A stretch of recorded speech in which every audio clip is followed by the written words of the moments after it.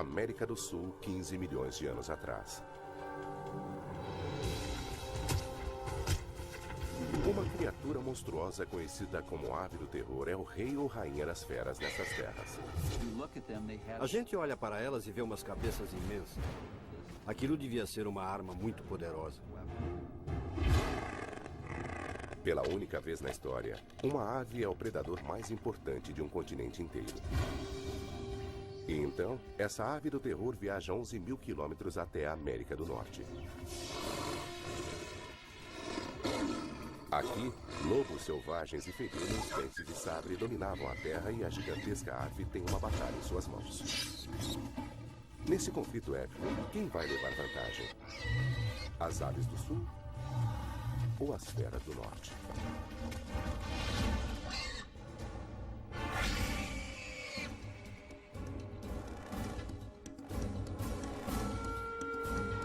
Predadores pré-históricos, aves do terror.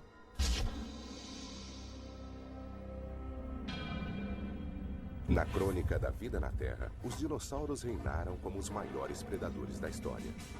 Eles dominaram o planeta durante 150 milhões de anos, mas tiveram um fim repentino 65 milhões de anos atrás.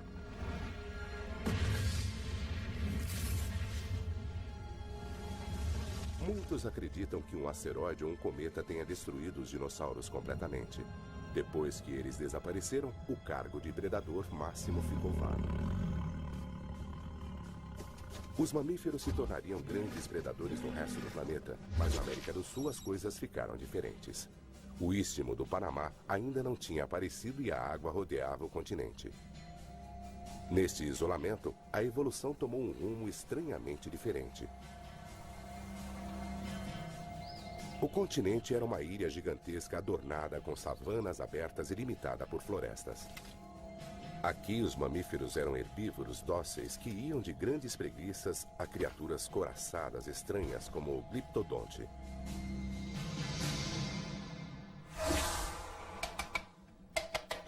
Nesse cenário, o papel do predador máximo foi para uma família de aves monstruosas e extravagantes.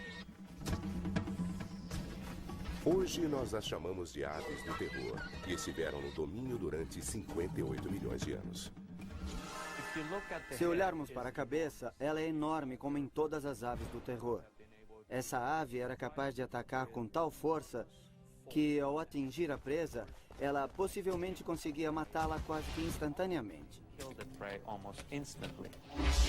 Como aves podem ter alcançado tamanho poder? Prova da verdadeira natureza dessas feras enigmáticas é encontrada primeiramente em depósitos de fósseis e mais tarde em laboratórios científicos. Mas a família da ave do terror permanece ainda um grande mistério.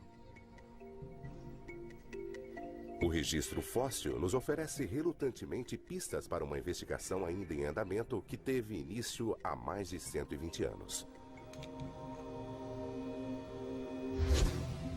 Era o ano de 1887.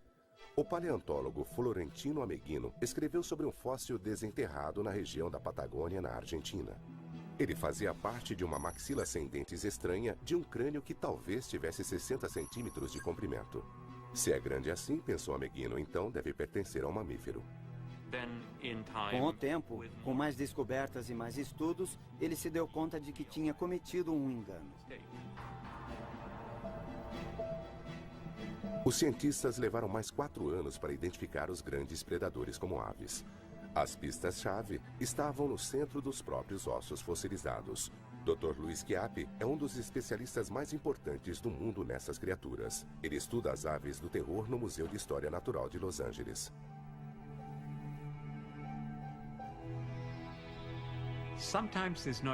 Às vezes não é fácil diferenciar um osso de ave de um que pode ser tanto de mamífero quanto de réptil.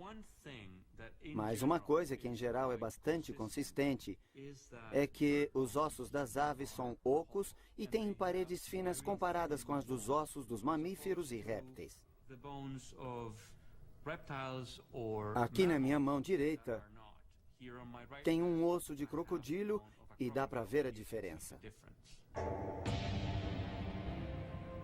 Com o tempo, uma quantidade grande de fósseis foi descoberta. Aves, sim, Mas de que tipo? Elas eram sem dúvida grandes e com certeza não voavam. E então, crânios com bicos afiados e curvados apareceram. Isso significa que aqueles monstros eram carnívoros. Quando eles finalmente encontraram um crânio completo de uma ave do terror, eles souberam que não era um mamífero sem dentes, mas que de fato era uma ave predatória, uma gigantesca ave predatória. Bicos curvados e garras afiadas são duas características que as aves do terror partilham com todos os raptores modernos. Mas aumentadas em uma ave de 2 metros e 180 quilos, o resultado é assustador. Nos 100 anos depois da primeira descoberta, cientistas recolheram fósseis suficientes para identificar 17 espécies diferentes de aves do terror. Elas variavam largamente em tamanho e viveram em diferentes épocas durante um período de cerca de 60 milhões de anos. Mas em 2005, o inesperado aconteceu. Surgiu na Argentina o que parecia ser uma ave do terror completamente nova. Um aluno do ensino médio, Guilherme Aguirre Zabala, estava procurando fósseis com um amigo quando eles se depararam com uma descoberta histórica. Guilherme, hoje estudante de paleontologia em Buenos Aires, interessava-se por fósseis desde que era menino.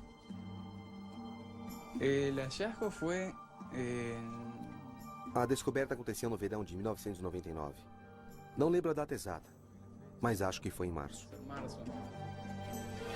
Tudo aconteceu nos arredores da cidade de Comalo, perto da fronteira ocidental da vasta região da Patagônia, na Argentina. Sabe-se que as aves do terror viveram desde aquele local até o Uruguai e o Brasil. Nosotros ya habíamos encontrado algún que otro fósil, unas mandíbulas. Como já tínhamos encontrado alguns outros fósseis, sabíamos onde procurar e como reconhecê-los. Conocer los fósiles. Este particularmente estaba... Este, em especial, estava quase que totalmente enterrado. Quando nós encontramos os primeiros pedaços, entramos em contato com o Museu de Paleontologia de Bariloche, que foi onde aprendemos a escavar ao redor dos fósseis e a extraí-los. Onde aprendimos a extraer fósiles.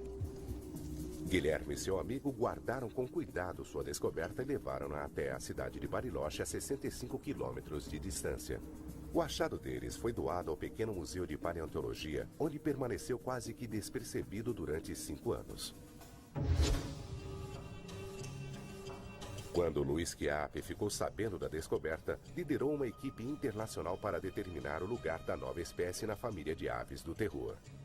Ele descobriu que era uma espécie completamente nova. Ver aquele crânio enorme que tinha entre 50 e 75 centímetros de comprimento quer dizer, um momento emocionante, não tenham dúvida. A equipe de Chiappe datou o crânio de 15 milhões de anos atrás e deu-lhe o nome de Quelenquen Guillermoi. Quelenquen, que significa espírito nativo patagoniano, e Guillermoi para Guilhermo.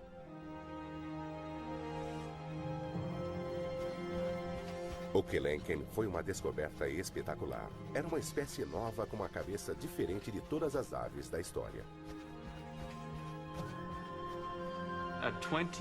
Com 71 centímetros de comprimento, basicamente maior do que o de um cavalo, o crânio do Quelenquen é o maior crânio de ave já encontrado. Chiappe comparou outros crânios de aves do terror com o do Quelenquen. Além disso, comparou o fóssil de uma perna e de um osso da pata também encontrados. Ele esperava descobrir o tamanho de Quelenquen, sua força e sua velocidade. Quero saber de Sara se podemos trabalhar. Ao examinar o crânio de uma ave do terror menor, Luiz Chiappe começa a ter uma ideia da aparência da nova espécie. Enquanto isso, em Bariloche, a paleontóloga Sara Bertelli analisa os ossos do Quelenquen no museu local. Comparando medidas desses poucos espécimes com outras aves do terror, eles conseguirão calcular as dimensões críticas do próprio Quelenquen.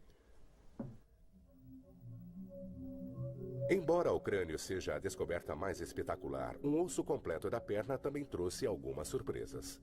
Este é o osso da pata de Quelenquen, que em humanos Este é o osso que em seres humanos corresponderia à ligação entre o tornozelo e os dedos do pé. hasta os dedos del pie. As proporções do osso da perna são inesperadamente reduzidas para tamanha ave. Algumas outras espécies grandes de aves do terror têm uma estrutura densa e acredita-se que tenham sido predadores lentos. O Kelenken com esses ossos é diferente.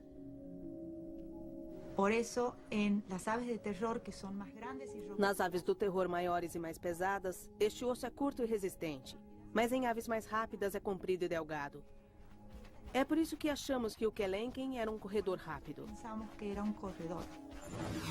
O Kelenken faz parte da família mais rápida e mais alta de aves do terror. Ele pesa cerca de 180 quilos e tem 2 metros de altura. Ele se põe em pé sobre pernas delgadas, mas musculosas, atingindo uma velocidade alta em suas corridas. Do bico até a cauda são 3 metros de comprimento, mas quando vemos de frente, ele parece surpreendentemente estreito com 45 centímetros de largura. Porém, Bertelli descobre que o tamanho avantajado desta ave assume uma posição secundária em relação à força enorme de sua mordida. Os ossos do crânio do Kelenken trazem sinais de músculos imensos presos nas têmporas, o indício do poder de suas mandíbulas gigantescas. Esses músculos controlam a força da mordida na maioria dos animais e representam uma das coisas que até os seres humanos têm em comum com as aves do terror. Se colocarmos a mão aqui e abrirmos a mandíbula, podemos sentir a contração dos músculos temporais. As marcas deixadas por esses músculos ocupam uma parte grande do topo do crânio. Isso nos dá uma ideia enorme da força da mordida que essa ave tinha. Tremenda força que tinha esta ave al morder. Um outro grupo de marcas revela os poderosos músculos do pescoço. Com tamanha força, a ave do terror era apavorante, pois atacava feroz e violentamente tanto com seu bico assustador quanto com suas garras parecidas com unhas. A ave do terror usava sua cabeça como uma picareta e enfiava a ponta do bico na presa, conseguindo arrancar pedaços de carne, atravessando até alguns ossos. A cabeça de uma ave do terror era uma máquina mortífera, uma arma que a levou às alturas do poder, tornando-a a predadora suprema e sem concorrentes na América do Sul.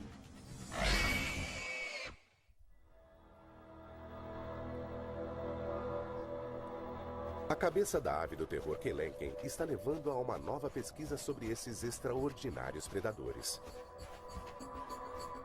Os fósseis de crânios da família das aves do terror são provas de seu uso como armas para ataques rápidos e eficientes. Mas agora, a tecnologia avançada pode nos dizer como esses crânios funcionavam. Muito bem, vai ser emocionante. Nos Estados Unidos, 2 cientistas se preparam para usar um tomógrafo médico para investigar a estrutura interna dos crânios das aves do terror. Larry Whitmer é professor de anatomia na Universidade de Ohio. Ele está recebendo Bob Chandler, especialista em aves do terror da Universidade Estadual da Geórgia. O que vamos fazer agora? Vamos alinhá-lo aqui para que possamos centralizá-lo e enquadrá-lo com o raio de luz do raio-x. Vamos depois focalizar o laser aqui em cima e vai dar certo. O processo, que dura menos de 1 minuto, pega o crânio de uma ave do terror e o vira do avesso. Mas a imagem que ele produz vai fornecer pistas sobre a natureza e comportamento daquelas aves enquanto elas viveram e caçaram.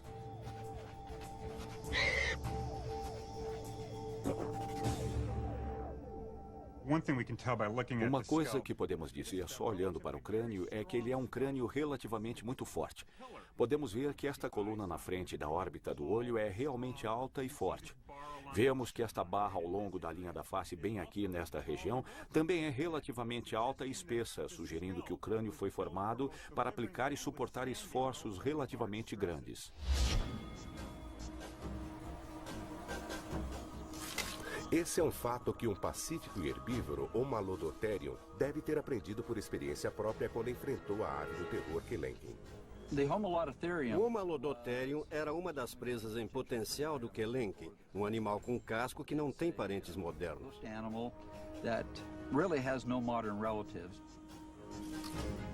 Andando devagar, o Malodotterium com 275 quilos era 50% mais pesado que o Kelenken. A caça dele exigia uma estratégia específica. Uma das possíveis estratégias do Kelenken seria a de atingir a base do crânio do animal e tentar paralisá-lo.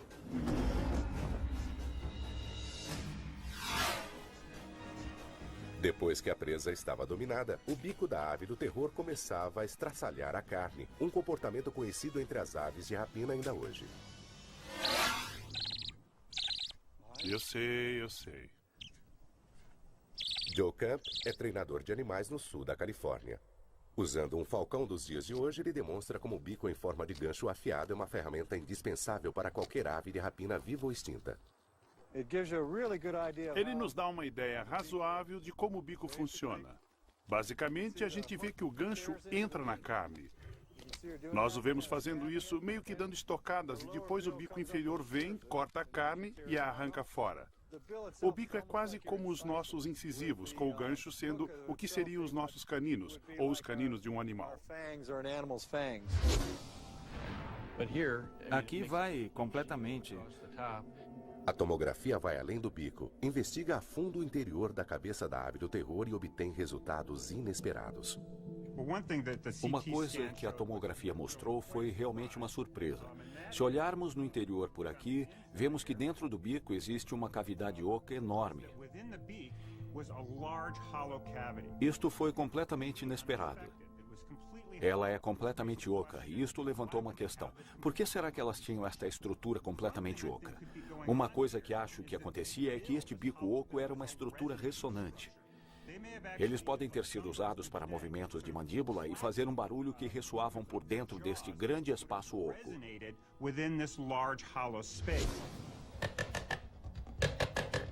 O ruído da ave do terror pode ter sido um som familiar nas savanas pré-históricas.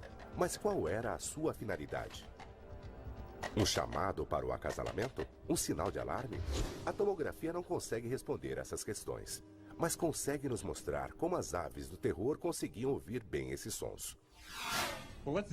Vamos dar um zoom aqui no ouvido e ver se conseguimos ver o que há aqui dentro.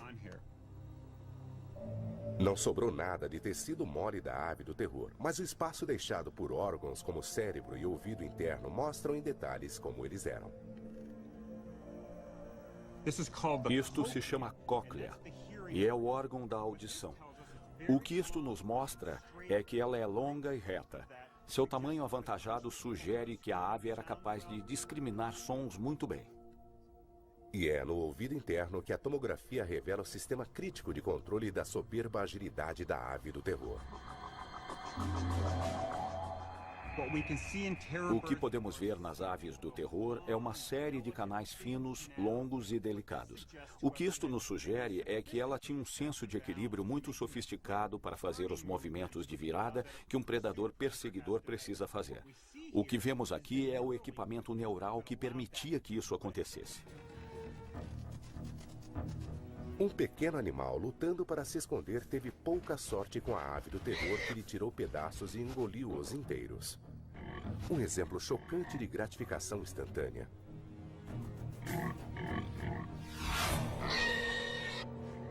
Se isto fazia parte do comportamento das aves do terror, elas talvez também cuspissem fora bolotas de pelos e ossos indigestos como fazem hoje as aves predadoras. Se as imagens geradas por computador de seus canais do ouvido podem nos dizer que as aves do terror eram caçadores tão competentes, o que podemos aprender com as mesmas imagens de seu cérebro? Além de ser maior que os outros animais, o cérebro era todo estruturado para a visão. Lóbulos ópticos grandes, além de centros cerebrais poderosos e expandidos, funcionam junto para receber e processar o que a ave do terror vê. Tudo essencial para localizar e atacar a presa. Há também a surpreendente falta de um bulbo olfativo de bom tamanho, o que significa que ela não fazia muito uso do faro. Isso sugere fortemente que ela era uma predadora altamente ativa ao invés de carniceira. Alguns carnívoros grandes, como os ursos, por exemplo, também são carniceiros e contam com seu sentido do olfato para encontrar vítimas mortas. A tomografia nos diz que as aves do terror não faziam parte desse clube. Este animal claramente não fazia uso do sentido do olfato. O que vemos aqui é o cérebro de um predador. O que será que passava por este cérebro quando a ave do terror encontrava uma presa como um gliptodonte? O gliptodonte é um dos mamíferos mais característicos da América do Sul. Tinha esta armadura corporal óssea sólida. Esse animal, que viveu na época do Kelenken, pesava cerca de 90 quilos. É completamente coberto com a armadura nas costas e que também circundava a cauda e o topo da cabeça. Estamos falando de um animal que seria muito difícil de ser morto, simplesmente por causa daquela armadura óssea que talvez tivesse 2,5 cm de espessura. É aqui que entra em ação a capacidade cerebral da ave do terror.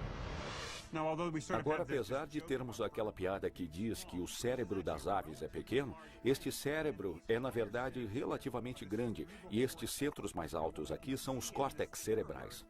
O que podemos ver nesta ave do terror é que os cérebros são expandidos. Isso significa que esses animais, na verdade, tinham capacidade de lidar com coisas diferentes e com problemas em seu meio ambiente. Este era um animal que conseguia resolver problemas. E o gliptodonte provido de uma armadura sólida era definitivamente um problema. Eu vejo o Kelenken meio que rodeando este gliptodonte e tentando descobrir como pegá-lo. Vai analisando, checando e estudando. Finalmente, depois de rodear o gliptodonte por um tempo razoável, acho que a ave do terror pode ter descoberto que se ela puser seu pé embaixo da borda da carapaça do animal, ele pode virar e ficar de pernas para o ar, expondo sua barriga macia.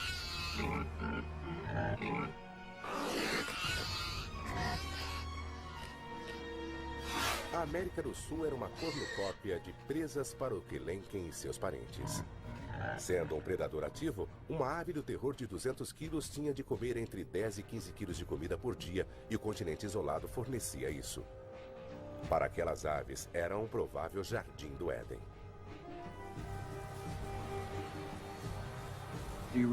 Estamos falando de um verdadeiro buffet de presas em potencial, de onde as aves do terror pudessem se servir com pouca concorrência. Algumas delas chegaram a atingir tamanhos bem grandes. Mas nada é para sempre. O nosso planeta está constantemente em mudança, e para as aves do terror, o paraíso do isolamento começaria a desmoronar com os rugidos de um vulcão.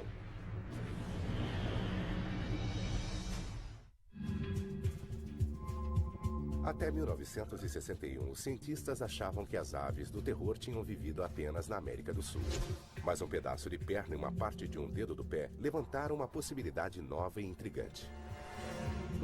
Quando o Titânia foi encontrado na América do Norte, ninguém acreditou. Achava-se que era outra coisa.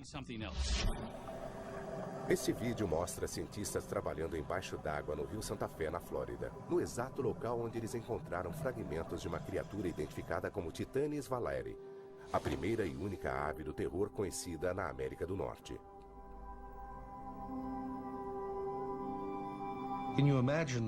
Dá para imaginar a emoção que sentimos quando achamos este primeiro espécimen, uma espécie desconhecida que esteve aqui na Flórida? Esta criatura, de um continente isolado do mundo pela água, acabou a cerca de 11 mil quilômetros de sua origem.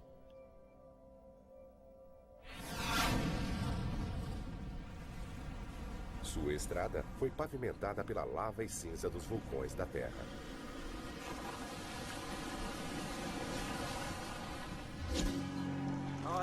Esta é uma cinza vulcânica enorme. Um pedaço de cinza interessante. Na região central do Oregon, o geólogo Greg Retalak mostra ao paleontólogo George Duckler como os vulcões podem mudar rapidamente a paisagem. É um tipo de rocha vulcânica eruptiva bastante diferente.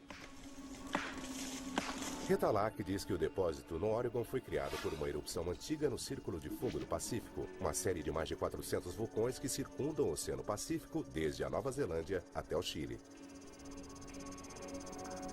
Parte dessa série está no Panamá, onde as Américas do Norte e do Sul antigamente ficavam separadas por uma porção de água. Os dois continentes foram unidos por uma atividade vulcânica no istmo da América Central no final do Mioceno, quando a ave do terror estava viajando. A ligação foi formada amplamente pelos vulcões que produziram lava que surgiram do mar além da elevação das placas tectônicas. Mas tem mais coisas nessa história. As selvas nativas da Terra Nova, na América Central, não eram o tipo de meio ambiente por onde as aves do terror teriam migrado. É aí que entram os depósitos de cinza vulcânica como aqueles do noroeste do Pacífico.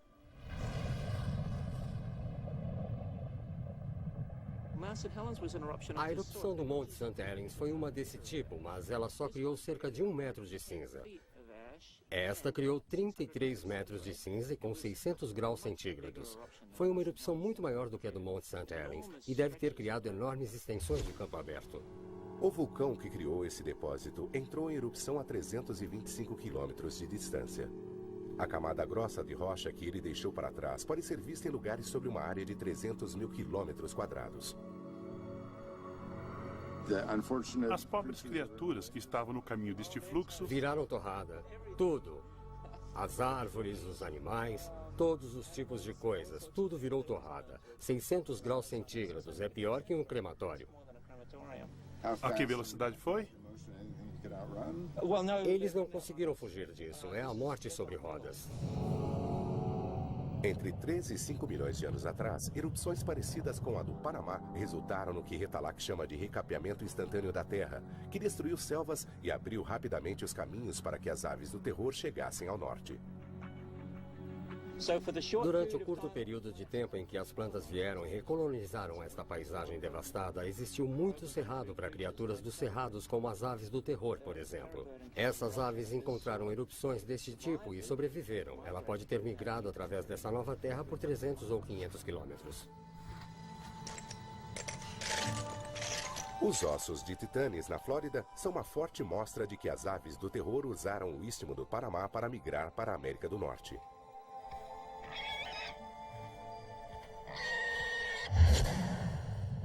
Quando os vulcões preencheram o espaço entre os dois continentes, a ponte de terra resultante tornou a migração possível.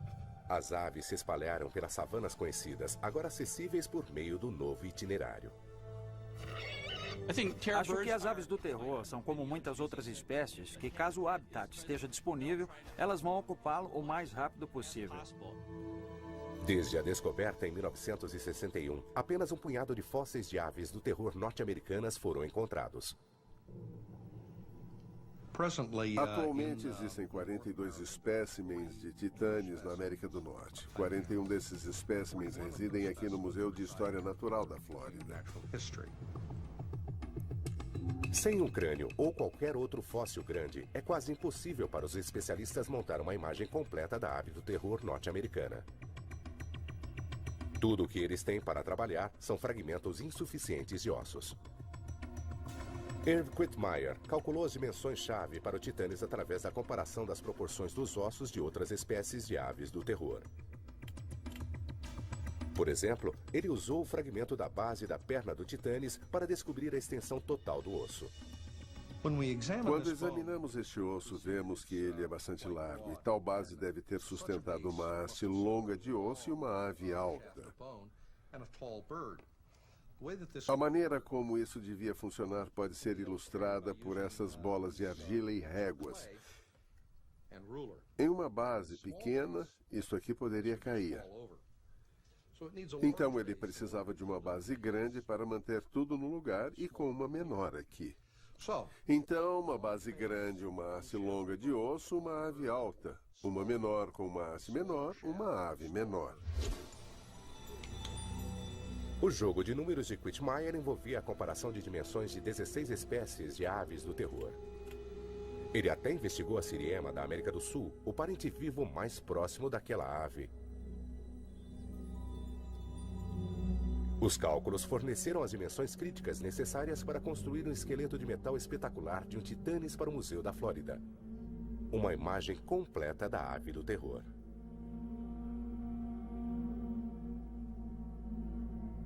Os cientistas concluíram que o titanes era surpreendentemente parecido com o Kelenken, a espécie de ave do terror mais alta.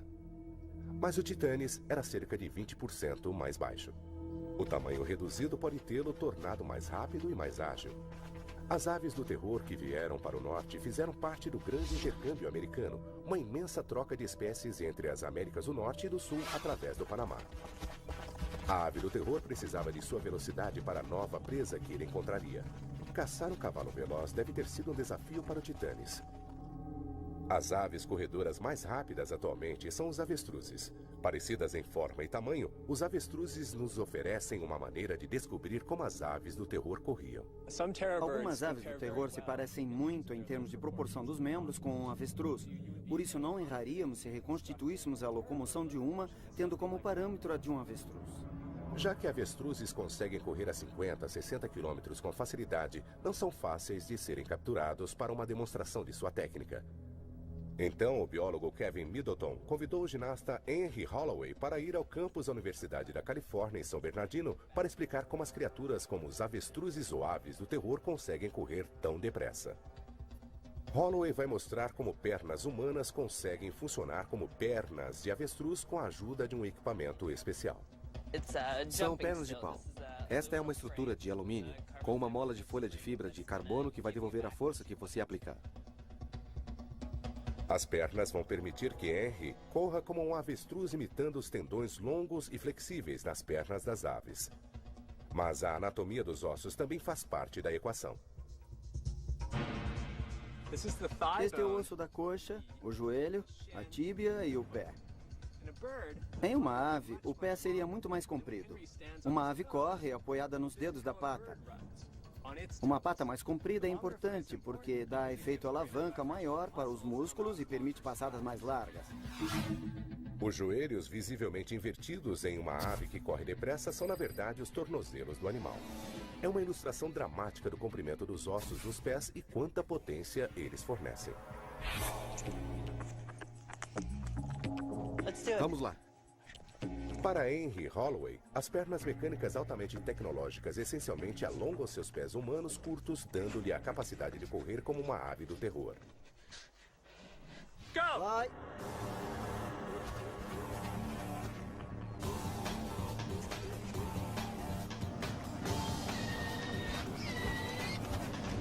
Quando ele parte, cada passada larga tem 2 metros de comprimento e ele consegue fazer 37 km por hora. As aves do terror, com pernas e músculos maiores, tinham passadas de 3 metros e provavelmente conseguiam fazer 65, o mesmo que os avestruzes fazem hoje. Durante uma caçada em alta velocidade, o Titanes tinha de correr ao lado de cavalos primitivos para evitar coices das pernas traseiras deles. A ave do terror atacava com eficiência desta posição de deslocamento. Um golpe forte do bico em forma de picareta na parte traseira do pescoço provocava um ferimento grave, que fazia com que o animal sangrasse até a sua liquidação final.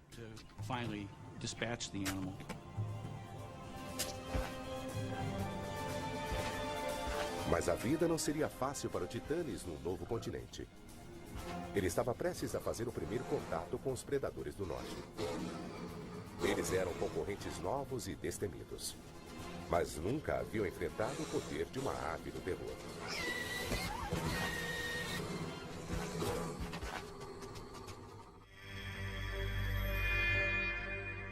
Por volta de 5 milhões de anos atrás, onde hoje é a parte sudeste dos Estados Unidos, um recém-chegado misterioso da América do Sul se alimenta de um cavalo primitivo. A ave do terror era a predadora máxima em seu antigo lar, mas aqui na América do Norte, ela enfrenta a concorrência de criaturas que ela nunca tinha visto antes. Na mesma época em que o Titanes estava aqui na América do Norte, havia também um pequeno lobo conhecido como lobo Edwards, ou Canis eduardi, que era menor do que os lobos cinzentos atuais, mas eram maiores do que um coiote. Caçando em bandos, os lobos surgiam para roubar as presas das aves do terror. Mas este era um desafiante que elas nunca tinham visto. Eles dependiam do instinto e se disseminaram. Esta é uma batalha pela atenção. Quem consegue desviar a atenção do outro combatente? Para que direção e durante quanto tempo? Se você se distrai por tempo suficiente para ter de lutar contra o lobo, não vai querer gastar sua energia tentando manter outros lobos afastados. Sabe-se que os lobos modernos vencem suas presas pelo cansaço, e seus primos pré-históricos provavelmente faziam o mesmo. Acho que provavelmente o momento decisivo era quando o Titanes achava que sua vida estava em perigo. Quando a ave do terror percebe que está em menor número em nível estratégico, ela provavelmente não vai consumir energia naquela carcaça. Provavelmente vai desviar a sua energia para outra coisa. A situação é crítica para o Titanes. Conforme os lobos se aproximam, sua atenção se volta para a fuga. Nenhum dos lados consegue aguentar o embate, e uma troca rápida será decisiva. Fazendo um sacrifício voluntário, os lobos levam vantagem.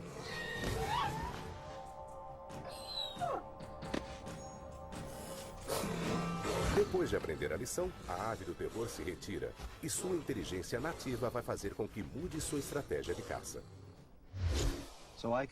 Eu consigo imaginar uma ave do terror depois de seu primeiro encontro com um bando de lobos, possivelmente pensando que não vale a pena lutar e que vai perder a longo prazo. Acaba então dando início a um comportamento de fuga, pois que se ela mata alguma coisa, os lobos vão aparecer, e ela provavelmente terá de abrir mão da caça para não arriscar a se tornar uma refeição dos lobos também.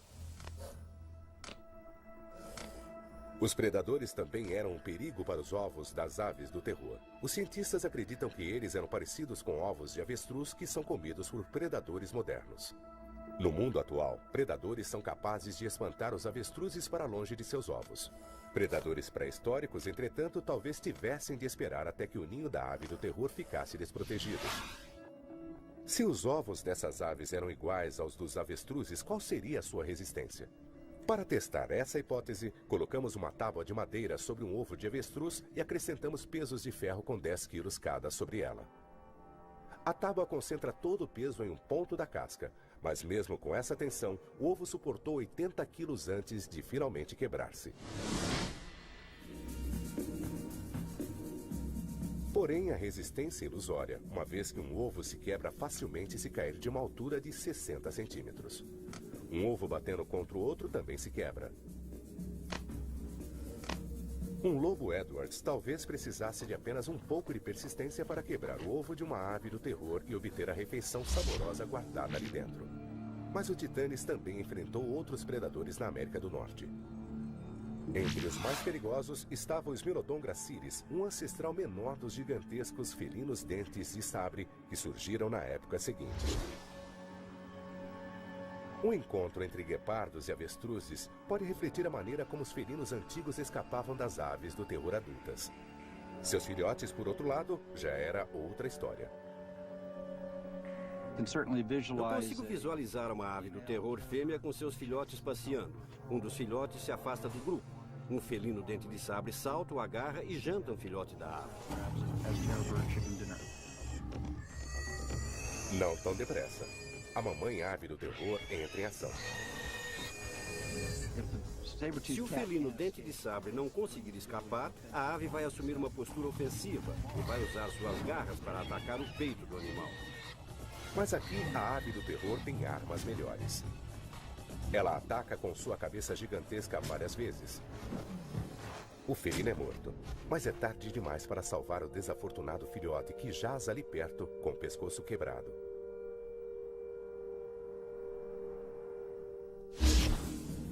A vida na América do Norte deve ter sido muito mais difícil para as aves do terror do que era no Sul.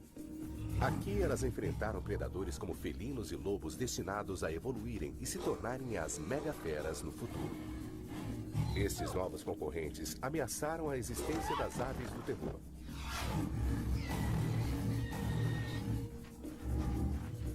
O Titanes, como espécie, corre perigo mortal.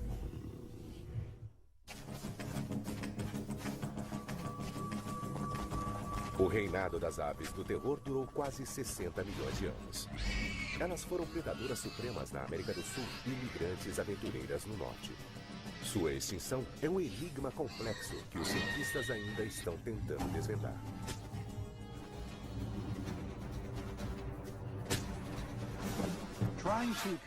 É muito difícil tentar dar uma boa explicação para a extinção de um grupo qualquer de animais.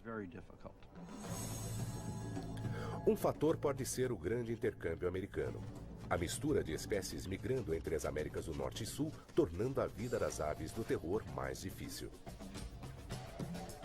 Uma das coisas que podemos analisar é a falta de competição com outros predadores e o fato de que quando você começa a ver predadores norte-americanos, cães e felinos, etc., surge um aumento na concorrência pelo suprimento de comida. 2 milhões de anos atrás, as aves do terror na América do Norte e do Sul podem ter sofrido uma pressão muito grande para conseguir comida, quando os felinos de dente de sabre começaram a partilhar o seu território. A pressão dos predadores e adversários podem ser 2 fatores para a extinção das aves do terror, mas existe um fator ainda maior. Na minha opinião, aquelas aves não foram superadas por predadores mamalianos. Na verdade, houve uma mudança climática global. 2 milhões de anos atrás, a Terra entrou em uma série de eras do gelo. As geleiras do norte seguraram a água do oceano em forma de gelo. O nível dos oceanos baixou e isso fez com que o nível dos lençóis freáticos também baixasse em lugares como a Flórida, onde o Titânis vivia. A paisagem secou. Vai haver muito mais vegetação seca e isso afeta a disponibilidade de alimento para as presas. Então vamos ter uma mudança nos números e na variedade de animais que servem de alimento para o Titânis. É uma espécie de efeito dominó, com a mudança no clima liderando a extinção consequente do Titânis. Na América do Sul, os Andes continuaram a se expandir para cima como vinham fazendo há milhões de anos, bloqueando o índice pluviométrico. Com o decorrer do tempo, as savanas ao seu leste se tornaram estepes mais secas, destituindo mais adiante o habitat das aves do terror. Meio ambiente, predação, competição.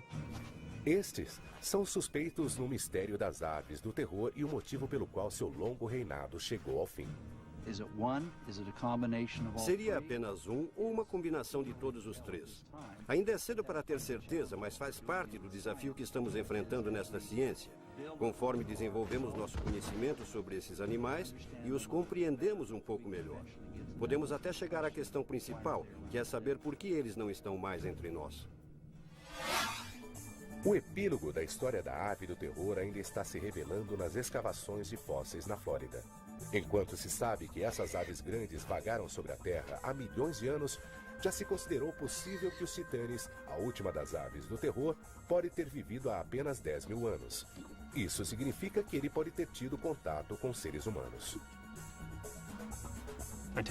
Não vimos nenhum fragmento de titanes. Provavelmente não é o meio ambiente certo para essa espécie. É o tempo certo, a era certa, mas não é o meio ambiente certo. Os cientistas Richard Albert e Bruce McFadden conduzem uma escavação em uma depressão pantanosa, onde os sedimentos guardam fósseis do grande intercâmbio americano. Era importante solucionar o enigma da linha do tempo do Titanes. Seres humanos na mesma região que as aves do terror podem tê-las caçado até sua extinção. Se o Titanes viveu até cerca de 10 mil anos atrás, uma explicação possível para a razão dessas aves terem sido extintas foram as influências humanas. Pois está bem claro que naquela época os seres humanos estavam se espalhando por toda a América do Norte. O problema era esse. Em terra firme, os fósseis são encontrados em camadas sedimentares. A posição das camadas normalmente corresponde à data do fóssil. Mas os fósseis de titanes foram encontrados embaixo d'água, onde o rio Santa Fé os tinha transportado. De onde vieram esses fósseis? Por que eles são encontrados como fósseis de indivíduos distintos no meio de um riacho e não presos em sedimentos no terreno pantanoso? Mergulhadores encontraram fragmentos de titanes misturados com ossos de animais que viveram há 10 mil anos. Então, que idade eles têm na verdade? Bruce McFadden resolveu este mistério através das assinaturas de minerais nos fósseis. Ele comparou os ossos de titanes com os ossos de espécimes muito recentes e outros que, se sabe, viveram há 2 milhões de anos. Quando os ossos se tornam fósseis, eles absorvem minerais dos lençóis freáticos locais. E esses minerais são característicos de cada período de tempo. Assim, os fósseis que são formados em diferentes épocas têm sinais químicos diferentes.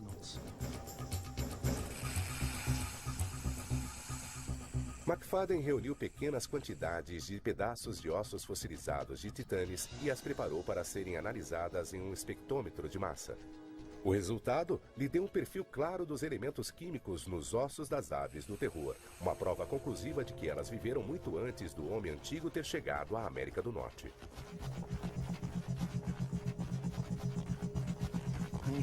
Temos dois padrões básicos. Temos um padrão para os ossos muito recentes, que tem cerca de 15 mil anos de idade. E depois outro padrão de osso que está aqui, que representa animais com 2 milhões de anos. E os fósseis de titanes mostram exatamente as concentrações de elementos de fósseis de 2 milhões de anos. Mas, incrivelmente, a história não terminou ali. A ave do terror tinha mais a nos contar sobre sua sobrevivência no norte. McFadden também descobriu que um fóssil de titanes do Texas não tinha 2 milhões, mas 5 milhões de anos. Isso significa que a ave do terror permaneceu pelo menos 3 milhões de anos na América do Norte, uma permanência duradoura para qualquer espécie.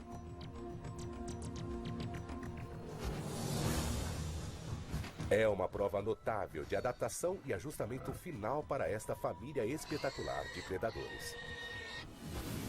Apesar da grande quantidade de novos concorrentes, o Titanes foi o sucessor altivo da herança das aves do terror. Em seu último lar na América do Norte, ele não apenas sobreviveu, também prosperou.